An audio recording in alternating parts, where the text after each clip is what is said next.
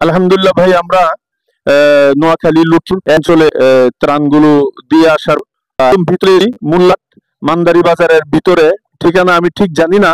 আর অবস্থা তো দেখতেছেন চতুর্পাশে, মূল রাস্তায় আমরা আছি, কিন্তু মূল রাস্তায় এই পানি আমনে পানি, ঘরে ঘরে পানি। তো আলহামদুলিল্লাহ আমরা আগে থেকে লিস্টি করেছি। তো এলাকার এইখানেরই মসজিদের সেক্রেটারি এবং উনার পরিচয় দিবেন, উনার সাথেও সাক্ষাৎ হয়েছে, উনার মাধ্যমে উনার সহযোগিতায় আমরা এটা বিতরণ করতে আরো সহজ হবে। তো আলহামদুলিল্লাহ আমরা সংক্ষিপ্ত আকারে যাই এনেছি। আমরা চিন্তা করেছি যে ঘরে ঘরে মানুষের লাকড়ি নেই, কারেন্ট অনেক জায়গায় নেই, এরপরে গ্যাসের ব্যবস্থা নেই, তাই আমরা গ্যাসের সিলিন্ডার এবং চুলাও কিছু নিয়ে এসেছি লিস্টি করে, যাদের নিয়ে আর কি এরকম জরুরত যাদের আছে।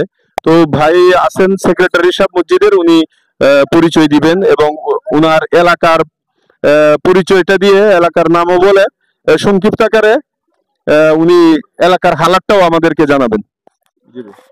জি, আসসালামু আলাইকুম। মোহাম্মদ সালামু আলাইকুম আমি মোহাম্মদ নিয়ামতুল্লাহ। আমি এলাকাতে সামাজিক সংগঠনে হিসেবে কাজ করি সামাজিকভাবে।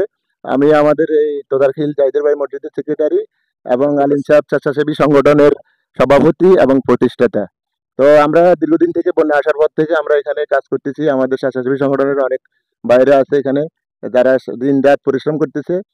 তো ওনাদের মাধ্যমে আমরা বিভিন্ন জায়গা থেকে, নরসিংদী থেকে, পটিয়া থেকে এবং রংপুর থেকে বিভিন্ন জায়গা থেকে মাল সামানা আসছে। আমরা এই স্বেচ্ছাসেবী সংগঠনের টিমে আমরা কাজ করতেছি। তো আজকে বাইরে আসছে ঢাকা থেকে। আপনাদের মাদ্রাসার নাম কি জানি? আমরা মিরপুর 12 আর কি, মিরপুর 12 জামি মসজিদ, মিরপুর মিরপুর 12 ডি ব্লক জামে মসজিদের পক্ষ থেকে যে ত্রাণগুলো নিয়ে আসেন এই ভাই, এই এলাকার বানবাহী মানুষের জন্য ওনাদের সহযোগিতা, আমরা ওনাদের সাথে সহযোগিতা করে নৌকা একটা ব্যবস্থা করে আজকে এই ত্রাণগুলা ওনাদের মাধ্যমে বিতরণ করবো ইনশাল্লাহ। আপনারা দোয়া করবেন আর যারা এখানে ত্রাণ দেওয়ার চেষ্টা করবেন আগামীতে, ওনারা যেন বাড়ি খাদ্য নিয়ে আসেন। এখানে এখন শুকনো খাবারের কোনো প্রয়োজন নাই, এখানে বাড়ি খাদ্য প্রয়োজন এবং ওষুধপত্রের দরকার। যেহেতু পানি কমতেছে, এখানে পানিবাহিত অনেক রোগ দেখা দিতে পারে সামনে। তো আপনারা যারা এখানে, আমি অন্যান্য স্বেচ্ছাসেবী সংগঠনের দৃষ্টি আকর্ষণ করছি, বা যারা ব্যক্তিগতভাবে উদ্যোগ নেবেন, তারা অবশ্যই এখানে বাড়ি খাবার নিয়ে আসবেন এবং ওষুধপত্র এগুলোর ব্যবস্থা করবেন ইনশাআল্লাহ। সালামু আলাইকুম। হ্যাঁ, সেক্রেটারি সব খুব গুরুত্বপূর্ণ একটা কথা বলেছেন, ভারী খাদ্য নিয়ে আসার জন্য। আমি গত সপ্তাহে এসেছিলাম, বিভিন্ন জায়গায় দিয়েছি, আমিও এটাই উপলব্ধি করেছি ভারী খাবার নিয়ে। তাই আমরা একদম এখানে কোনো শুকনো খাবার আনি নাই, এখানে চাউল ডাল এরপরে আলু তেল যা দরকার আর কি নগদে পাকায় খাইতে পারবে এই খাদ্য সামগ্রীগুলোই আমরা নিয়ে এসেছি।